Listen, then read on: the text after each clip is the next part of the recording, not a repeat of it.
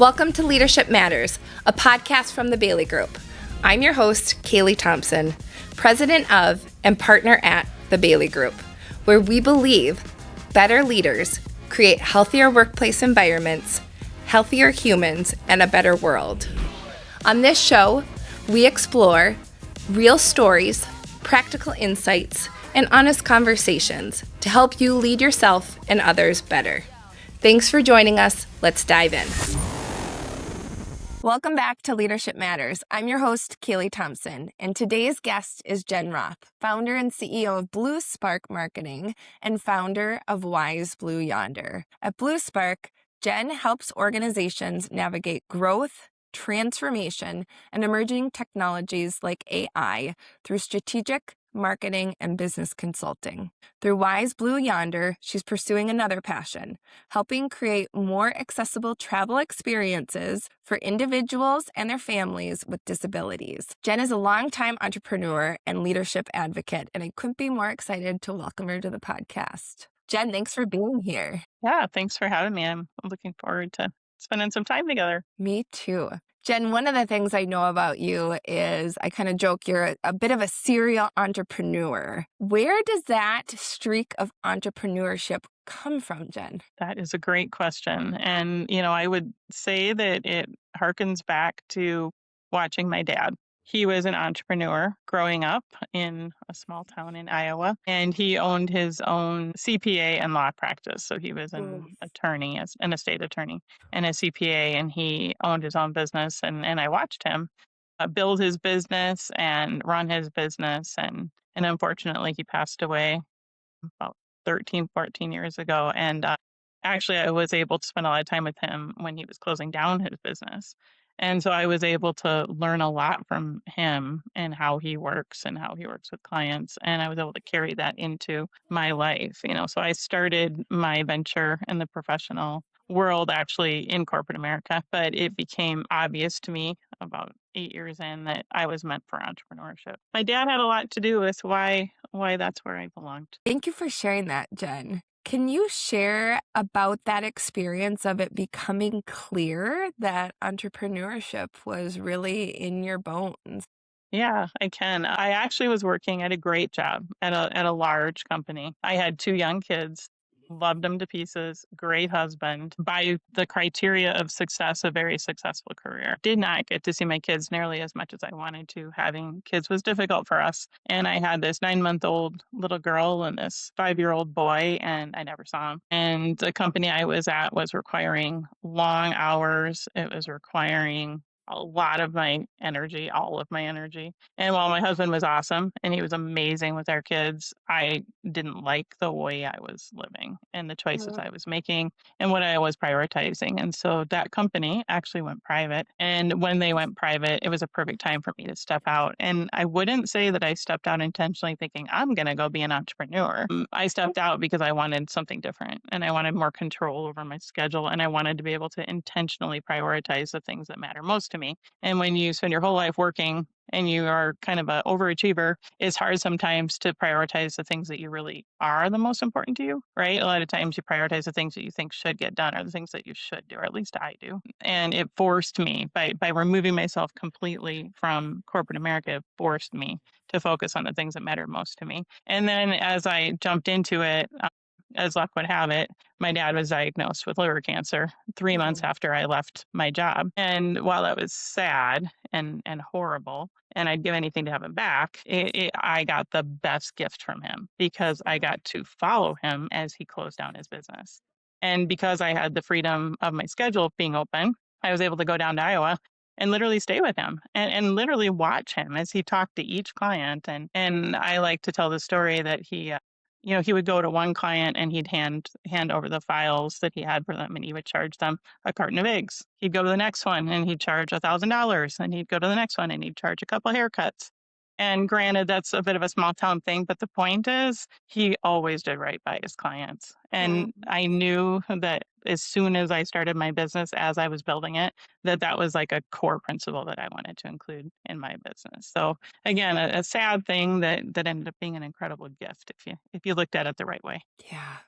That's such a great example of how one of those lessons from early on in your life still shows up in how you run your companies today. Indeed, indeed. And then it became quite obvious I was an entrepreneur because I just kept going and going and going. So then that kind of the rest is history. You grew up in small town, Storm Lake, Iowa. When you think back to those early years, what experiences shaped who you've become? For those of you listening who've grown up in a small town, there's kind of nothing like it because everybody knows you and you know everybody. In my case, our town is super small, and I had 33 people in my graduating high school class, including my twin sister. So I knew everybody's names, their parents, their kids, everything, right? But I also then got very, very sick as a child when I got my arthritis when I was 9. Along the way, my mom had a major, major role in kind of forming who I would be when I grew up and my early experiences. The combination of a childhood illness that's serious is a big thing. It's a transformational thing. Nobody overcomes it. Like it becomes part of who you are. But my mom had this way of always knowing what I was capable of and knowing when I really needed a break or a pass. And she instilled that in me. I never got off the hook because I was sick ever, but absolutely when it was something that I wasn't going to be able to do, she knew exactly how to reroute me and redirect me to something that I could do. And I carried that with me. And I don't think I even realized that she was teaching me that. One example that I think about like vividly is we got a lot of snow in Storm Lake and we would have to shovel. And we had a fairly big yard and a lot of sidewalks and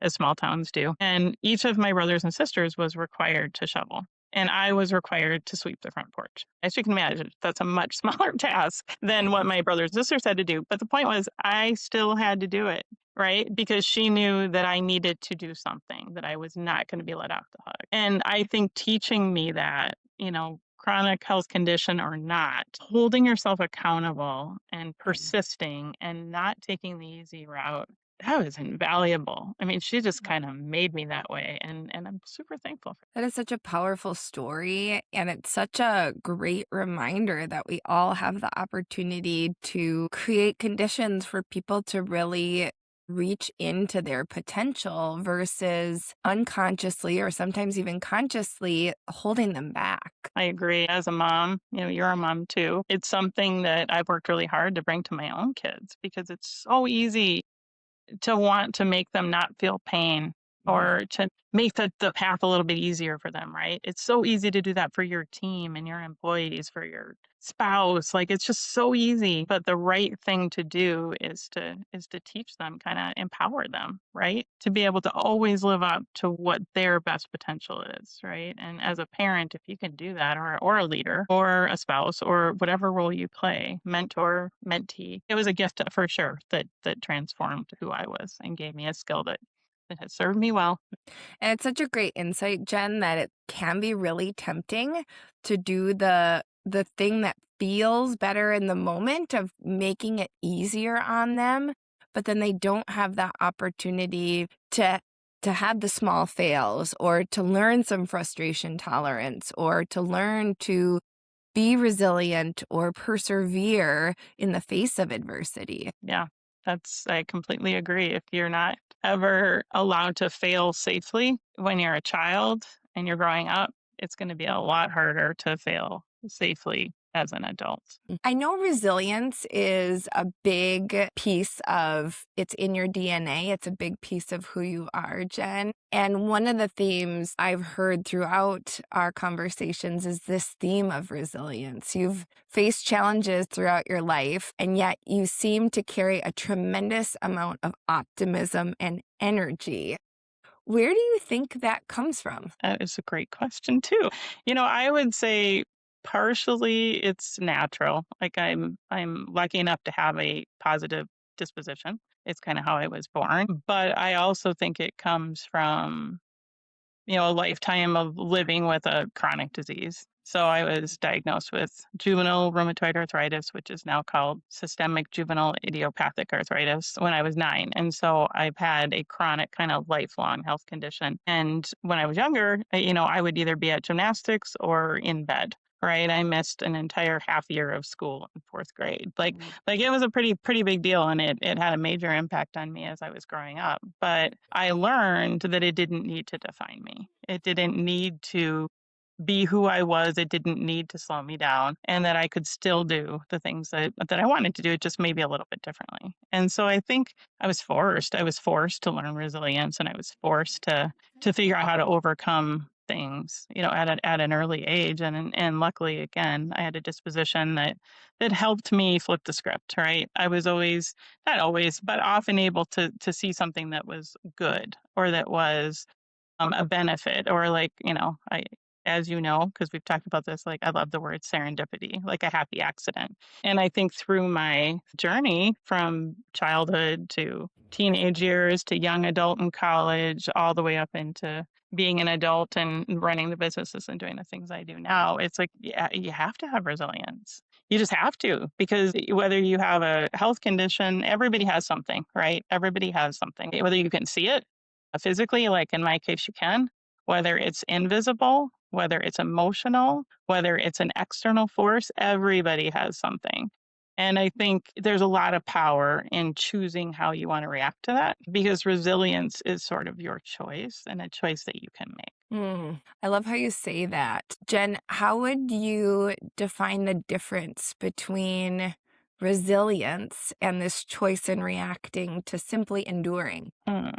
Resilience and enduring. I think when you say endure, do you mean just dealing with what you've been dealt with? Many people facing challenges, it's so tempting and easy to become cynical. And Uh-huh. yet you have this optimism about you. And I just appreciate how you talk about resilience. How do we, if we want to become more resilient, how do we think about that differently than just enduring our current circumstances? I would say a lot of it is a mental game, right? A lot of it is how you choose to look at things. And, one thing that I tell my team all the time is stay curious, be curious, and the other thing that I say and believe with everything in me is assume a positive intention. Because very few people in this world are here to make other people's lives miserable.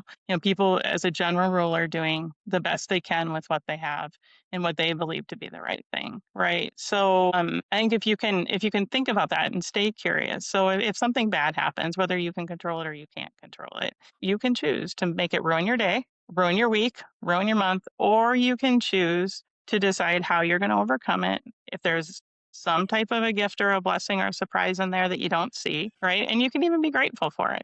I Mm, just listened to someone talk about positive thinking and the power of positive thinking and the effect it actually has on your own chemical reaction to things. And she was a neuroscientist, and she talked about how if you simply say, I get to mm, unload the dishwasher, I get to spend an hour outside mowing the lawn, whatever it is, right?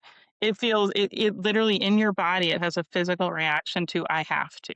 And I think there's so much truth to that, because if you can just try to flip the script and you can just try to find positive intent in things, you have complete control over how your day goes. And one little step leads to another step, and eventually that looks like a lifetime of choices and outcomes.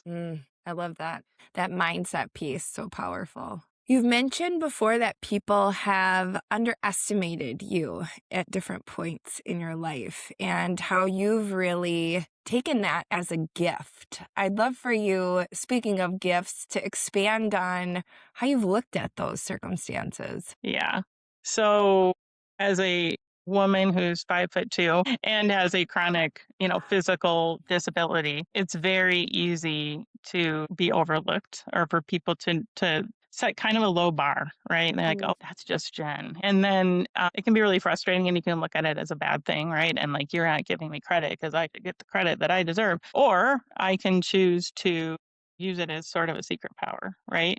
Or a Mm. superpower, where I can just show up as the best person that I can be. And then inevitably what happens is they're very surprised, and they're almost overly impressed with something I might say or do, because the expectation was so low.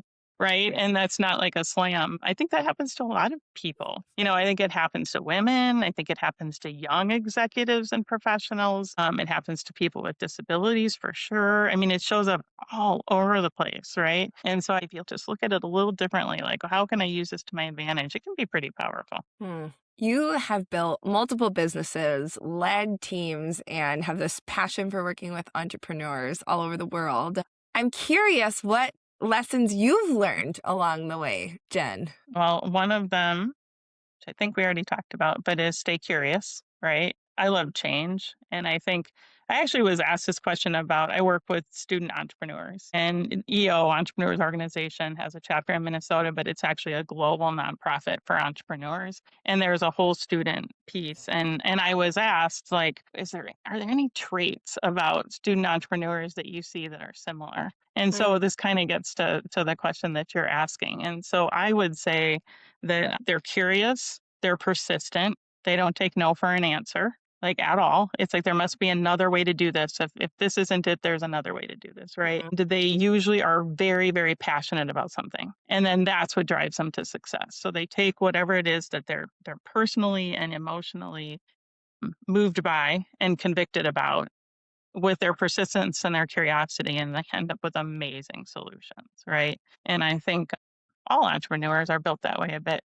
They're always looking for the newest idea and they can't even help themselves. Now, I'm sure you've got a handful of examples to share, but can you walk us through how that's played out in your own life, Jen, in founding Yeah, one of your businesses? I can talk about Wise Blue Yonder actually. So Wise Blue Yonder is a company that I started after the pandemic, and I had spent many years in marketing on the corporate side, but also building an agency. And our agency was super successful. It was, great, great team, great clients.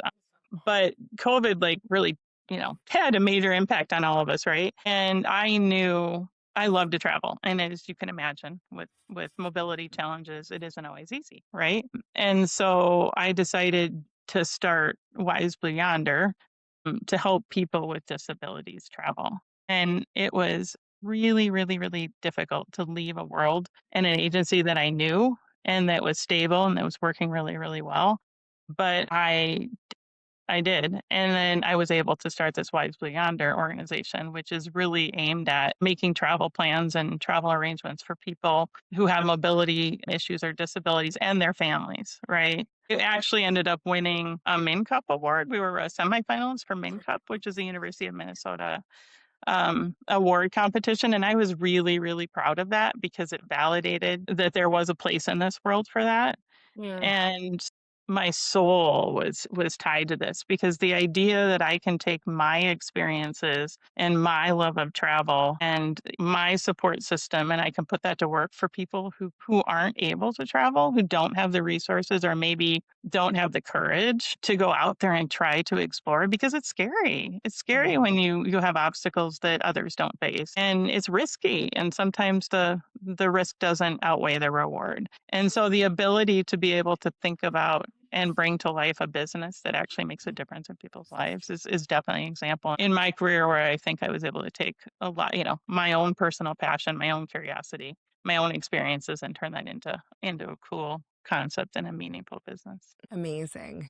And what an impactful business it is. I mean, I really appreciate you sharing what a hard position it was to leave with stability and predictability to Mhm. take a chance on this incredible venture and the impact that that's had. Yeah, it's been really fun. And like I just sent a mom to London who had to use a manual wheelchair for part of her travel, and she was able to visit her daughter in Mm, London. London's not easy to get around in if you're in a wheelchair, by the way. And they had an amazing time, and she got to go see her daughter, who she missed terribly because she was over there studying abroad, and her two teenage sons and her husband. And she sent pictures, and we're having a great time. And gosh, I find so much joy in helping people overcome those obstacles. And that really does like come from my persistence and my like kind of obstinance about like the whole world should get to do this. It doesn't matter what your mm, capabilities are. But gosh, it's rewarding to mm. get to send these folks to places that they've always wanted to see and trips they've always wanted to take that they're not sure they can.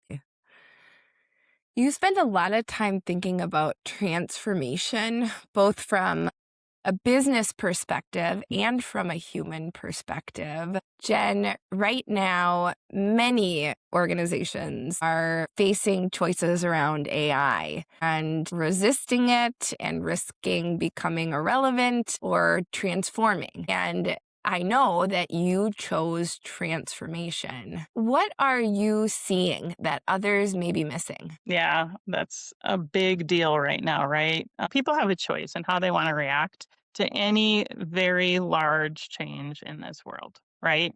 And AI is one of those. And so you have a choice. You can either choose to not accept it and collapse, or you can choose to embrace it and transform. Right. I mean, those are kind of your choices right now. It's one or the other. And I'll be totally honest, when AI first hit the scene as somebody who owns a marketing agency, it was scary Mm, because it was very, very clear that marketing was going to completely change the way people do marketing as we know it. So I thought about it, and then I got curious and I thought, gosh, okay, so this is coming. What does this mean? Could this mean to our business? And then as I dug in and learned more and more about it, I got really, really excited and I'm still really excited about it because it absolutely is going to transform our business. And what it allows us to do at Blue Spark is we're actually going to be launching here very shortly an AI operating model. It's an agentic marketing platform called Cami. Smart Spark is the name of the Blue Spark offering. And we're going to be able to provide a small business offering to business leaders that need marketing at a very affordable cost. And so mm, instead of having leaders or, organizations with limited marketing resources trying to figure out how to use AI to run marketing when they don't want to run marketing at all, we can do that for them. And we can operationalize the AI in a way that makes their marketing most effective and powerful. So they get yeah. all the benefits of how AI has transformed that. And we get all the benefits because we get to focus on the things we're best at, which is strategy and creativity and innovation and client relationships. And so if you're afraid, if anybody listening is afraid of AI, maybe just like jot down where you think humans, your skills are valuable, augmented with, or added to an AI solution. And I bet you'll be surprised if you start to think about it that way, because it's absolutely true that the combination of human emotion, connection, empathy, innovation, creativity, plus AI efficiencies, operations, infrastructures, processes together is incredibly powerful. Hmm. I love that prompt. What parts of leadership become more important as AI becomes more capable, Jen? Leadership. You know, I have seen a trend in the last couple of years of people getting back to wanting and seeking human connection. And so I think it's especially true for sales and business development. So many people, events are like at an all time high. The amount of events work and support we're doing is really high. But you know what? That also holds true when you're trying to lead a team through change that is this revolutionary, right? Do not forget that there is a human involved in this equation and that that human is as important as AI. I just talked to a client about this the other day. Change management is going to be one of your biggest levers in whether or not your organization manages AI effectively. As leaders, we have to understand that it's emotional in addition to technical and operational, and we are testing skill sets and we are evolving in different ways. And we're moving into a lot of unknown things that can be exciting if we look at it one way, but can be scary. And so, as a leader, I can just even speak for my own team as we've embraced this change management and getting the team aligned and engaged has been a key Yeah. thing for us to focus on. And we're there. And we're better together. So now that we have the team aligned and inspired and supporting this, it's amazing the power that it has because we're all kind of moving together on it. That's such a refreshing perspective because so much of the conversation is framed as human versus technology. And I love your perspective around humans working alongside technology. hmm It really is. It's human plus, technology, and the power in the combination is what's going to change the world. And, just like we talked about other conversations is it's akin to when the PC hit the market or even the internet. And if you remember, we were all going to lose our jobs and we were never going to need another lawyer and we were going to never need another name the profession.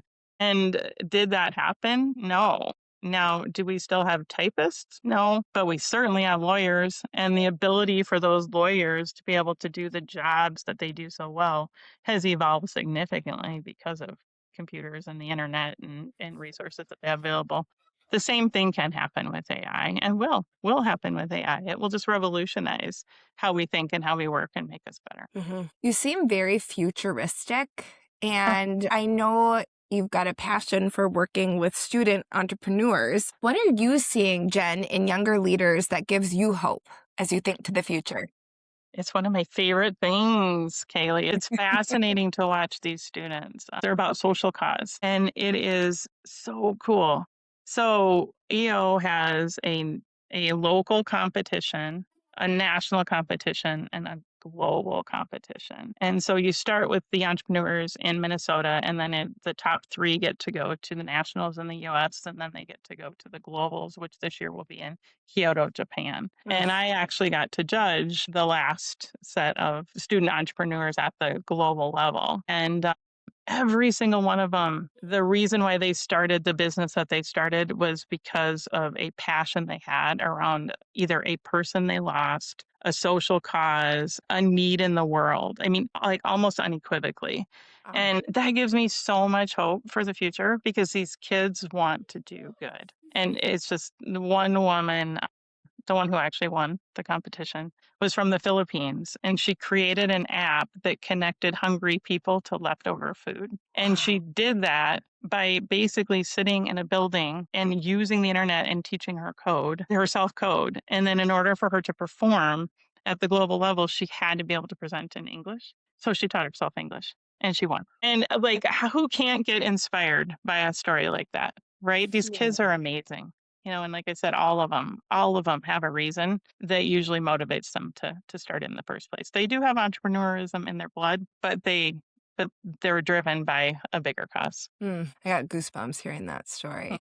What can we more established leaders learn most significantly from this next generation, Jen? Yeah, I think, again, be curious, like ask the questions. You don't always have to have a clear answer, right? One of my favorite quotes that I always say is you don't have to know where you're going to be headed in the right direction. Now, obviously I like travel and also, I get lost a lot, but but I do think there's so much to be like learned and valued in just the art of just moseying and exploring, right? And I think these kids do that because they aren't trying to get to the fastest path, from A to B to C. They let themselves wander. And I think that when you wander, you learn new things, you see new things, you have new insights, and it's more fun. Yeah. So I think if our, millennials and Gen X's and boomers who are working, not working, whatever, could adapt some of that just kind of opportunistic thinking and that like wanting to make the world better than they left it, I think it would change the world. I love that. Jen, what's something you're still learning? What am I still learning? Patience. I would say that might be a more negative trait of entrepreneurs. I don't have a lot of patience, but I'm trying really hard. And I think too, understanding and seeing and recognizing the value that diverse perspectives bring to any solution or scenario. Sometimes I'm going so fast and I'm thinking, on my own kind of trajectory, and I don't always stop to listen. I don't always follow my own advice, which is stay curious, right? And I am so lucky that I have a team that stops me at times. It's like, do not jump off that cliff because that is a cliff, Jen. Like, pay attention to that, right? And they're really, really good. I had a manager early on in my career who taught me about leadership. And he gave me this advice. He said, Jen, know what you're good at, know what you're not good at. Surround yourself with those who are better at the things you're not good at and get out of the way. Let them shine. And the cumulative effect of leading a team where everybody's skill sets are working together is significantly more impactful than you leading on your own. And it sticks with me today. It was incredibly valuable and incredibly true. It also empowers people to show up. And I can tell you many times I thought I had the right answer. And when I followed my own advice and I had somebody take on something without me kind of over thinking it, over engineering it, over explaining it, it's more common than I wish it was that it comes back and it's even better than what I would have done. So hard lesson to learn, but insanely valuable if you can do it. That's amazing. Jen, this has been such a meaningful conversation. Thank you for sharing your story and your wisdom and your passion and your perspective on resilience and AI and what the future can become when people lead with intentionality and purpose. I really appreciate you being here. And thank you to our listeners. Join us next week for another episode of Leadership Matters. Thanks for joining us for today's episode of Leadership Matters. If today's episode resonated with you, would you do me a favor and share it with someone you care about? To learn more about the work the Bailey Group is doing in the world, check us out at thebaileygroup.com or follow us over on LinkedIn. We love sharing useful articles, helpful resources, and valuable tools to help you expand your leadership capacity. Like and subscribe, and join us next time for more honest conversations.